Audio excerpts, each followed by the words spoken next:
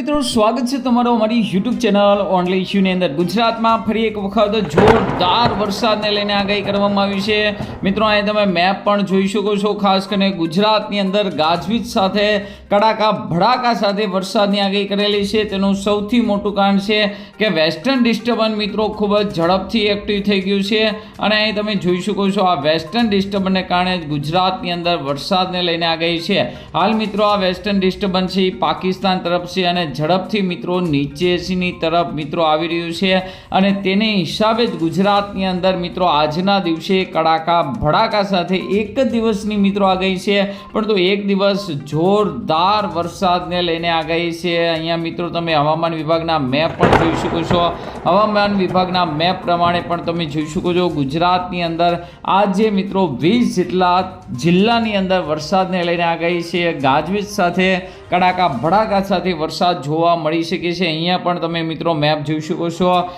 તો બધા જ મેપની અંદર મિત્રો તમે જોઈ શકો છો ખાસ કરીને વરસાદને લઈને આગાહી છે। તો આજના વિડીયોમાં આપણે વાત કરવાના છે કે મિત્રો આ વરસાદને લઈને કેવી આગાહી છે, કયા કયા જિલ્લાની અંદર વરસાદ પડશે, કેવો વરસાદ પડશે કે દર વખતે પવનની આંટીની અંદર ઉડી જાય એવો વરસાદ આવશે કે નહીં આવે, તમામ માહિતી એકદમ સચોટ રહેશે મિત્રો બતાવવાના છીએ। તો ખાસ કરીને આ વિડીયોને અંત સુધી જોજો। તેમજ અમારી યુટ્યુબ ચેનલ ઓનલી શ્યુ પર આપ નવા હોવ તો ચેનલને સબસ્ક્રાઈબ કરી દેજો, તેમજ મિત્રો આ વિડીયોને લાઈક કરી દેજો। તો અહીં તમે જોઈ શકો છો ખાસ કરીને આજે છે 7 તારીખ અને 7 તારીખનો ગુજરાત હવામાન વિભાગનો મેપ છે, જેની અંદર કચ્છ, દ્વારકા, જામનગર, રાજકોટ, મોરબી, સુરેન્દ્રનગર, પાટણ, બનાસકાંઠા, મહેસાણા, સાબરકાંઠા, અરવલ્લી, મહીસાગર, દાહોદ, પંચમહાલ, છોટાઉદેપુર, નર્મદા, ભરૂચ અને વડોદરા આટલા જિલ્લાની અંદર તમે જોઈ શકો છો ખાસ કરીને 19 જિલ્લાની અંદર વરસાદને લઈને આગાહી કરેલી છે। છૂટાછવાયા સ્થળોએ ગાજવીજ સાથે હળવોથી મધ્યમ વરસાદ જોવા મળશે। ખાસ કરીને તમે જોઈ શકો છો આ પ્રમાણે મેપ અહીં તમે જોઈ શકો છો વહેલી સવારનો મેપ। વહેલી સવારે તમને એમ નહીં લાગે કે ગુજરાતમાં આજે વરસાદને લઈને આગાહી છે, કારણ કે એકદમ દરિયાકાંઠાનો ઠંડો પવન છે સમગ્ર ગુજરાતની અંદર ફૂંકાતો હોય છે। પવનની ઝડપ પણ મિત્રો તમને જણાવ્યું તો ખૂબ જ તેજ પવન છે ગુજરાતની અંદર ફૂંકાવાનો છે સવારની અંદર, પરંતુ બપોર પછી ધીમે ધીમે મિત્રો અકળામણ શરૂ થશે અને અહીંયા તમે જોઈ શકો સૌપ્રથમ કચ્છની અંદર, ત્યારબાદ મિત્રો ખાસ કરીને ઉત્તર ગુજરાતની અંદર અને ત્યારબાદ તમે જોઈ શકો છો ખાસ કરીને ગુજરાતની અંદર સૌરાષ્ટ્રની અંદર, મધ્ય ગુજરાતની અંદર 2 વાગ્યાનો મેપ છે। ત્યારબાદ મિત્રો 3 વાગે આખી આ સિસ્ટમ છે એ પૂર્વ તરફ મિત્રો ચાલી રહી છે અને તમે જોઈ શકો છો પૂર્વના જે મધ્યપ્રદેશ છે, મહારાષ્ટ્ર છે અને સાંજે પાછું મિત્રો ઉડી જાય। હવે મિત્રો આપણે એ જોઈએ કે દર વખતે વરસાદ આવે છે, વરસાદની આગાહી કરવામાં આવે છે, પરંતુ વરસાદ આવતો નથી। તો અહીંયા મિત્રો આપણે વીજળીવાળો મેપ જોઈ લઈએ જેથી તમને વધુ ખ્યાલ આવે। તો અહીં તમે જોઈ શકો છો ખાસ કરીને કચ્છની અંદર વહેલી સવારથી જ વરસાદની આગાહી બતાવવામાં આવી રહી છે। ત્યારબાદ મિત્રો બપોરની વાત કરીએ તો અહીં તમે જોઈ શકો બપોરે કચ્છ તેમજ મિત્રો જામનગર, મોરબી, સુરેન્દ્રનગર, પોરબંદર, દ્વારકાનો ભાગ છે, આ સિવાય પાટણનો ભાગ છે।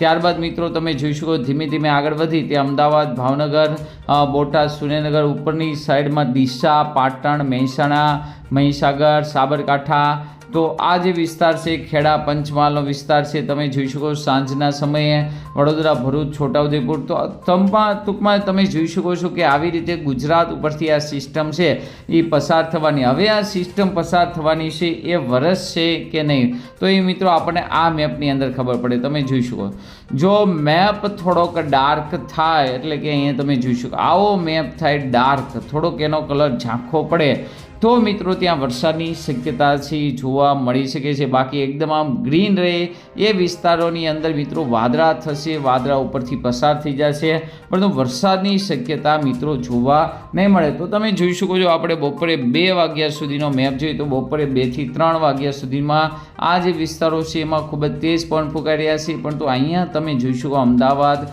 પાટણ છે, મહેસાણા, ગાંધીનગરનો ભાગ છે, સાબરકાંઠા, પંચમહાલનો ભાગ છે, રાજકોટની આજુબાજુ મોરબીનો ભાગ છે, તેમજ દક્ષિણ ગુજરાતનો કેટલાક ભાગ છે, તો આ વિસ્તારમાં વરસાદની શક્યતા છે। આ સિવાય 3 વાગ્યાનો મેપ જોઈશું 3 વાગે મિત્રો ભાવનગર, મોરબીની અંદર તમે જોઈ શકો છો, તેમજ અમદાવાદ, ગાંધીનગર, પાટણની અંદર જોઈ શકો છો આ વિસ્તારમાં ચોક્કસથી મિત્રો વરસાદ જોવા મળી શકે છે.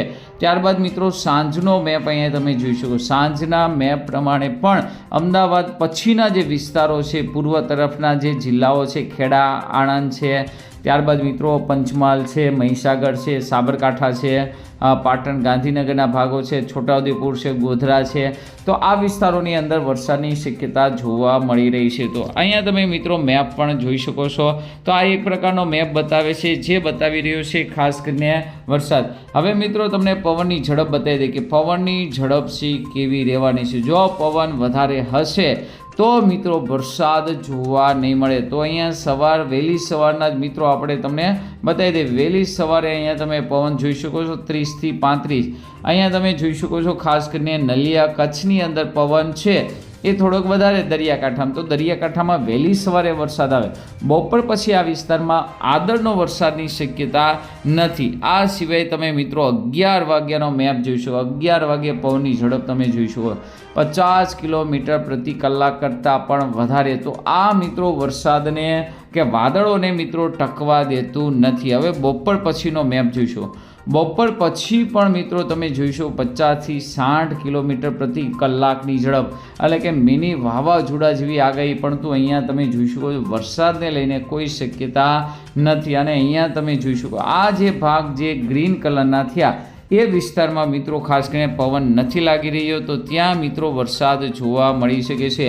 અને અહીંયા મિત્રો તમે જોઈ શકો અમુક વિસ્તારમાં 64 કિલોમીટર પ્રતિ કલાકની ઝડપે પણ. તો આટલો બધો તેજ પવન હોય તો એમાં કોઈ આદરનો વરસાદ મિત્રો ટકી શકતો નથી. અને આદરનો વરસાદ ન ટકે તો એનો મતલબ સમજવું કે આ વિસ્તારમાં વરસાદને લઈને કોઈ શક્યતા નથી. પરંતુ અહીંયા તમે જોઈ શકો રાત્રે મિત્રો પવન પડતો દેખાય છે. તો રાત્રે આપણે જે અમદાવાદને જે આ પટ્ટાની વાત કરી આ વિસ્તારમાં જરૂરથી વરસાદ જોવા મળશે. ત્યારબાદની મિત્રો આપણે આગળ જોઈ લેવી છેલ્લા 15 દિવસની, આગળના 15 દિવસની. તો આ જે સિસ્ટમ છે એ વિખાઈ જશે. ત્યારબાદ મિત્રો ફરી એક વખત ગરમીનો રાઉન્ડ જોરદાર આવવાનો છે.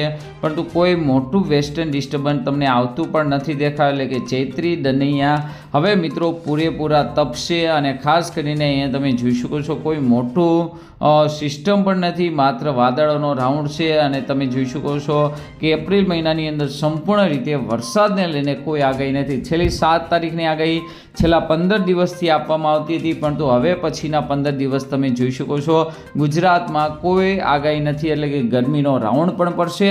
અને સાથે સાથે જોવા જઈએ તો ખાસ કરીને આકાશ પણ ચોખ્ખું રહેશે, જે આગામી ચોમાસા માટે ખૂબ જ સારું કહેવાય. તો મિત્રો તમારા વિસ્તારમાં આજે કેવું વાતાવરણ છે જરૂરથી અમને કોમેન્ટ કરજો. આજના વિડીયોમાં આટલું જ. અસ્તુ. જય હિન્દ, જય ભારત.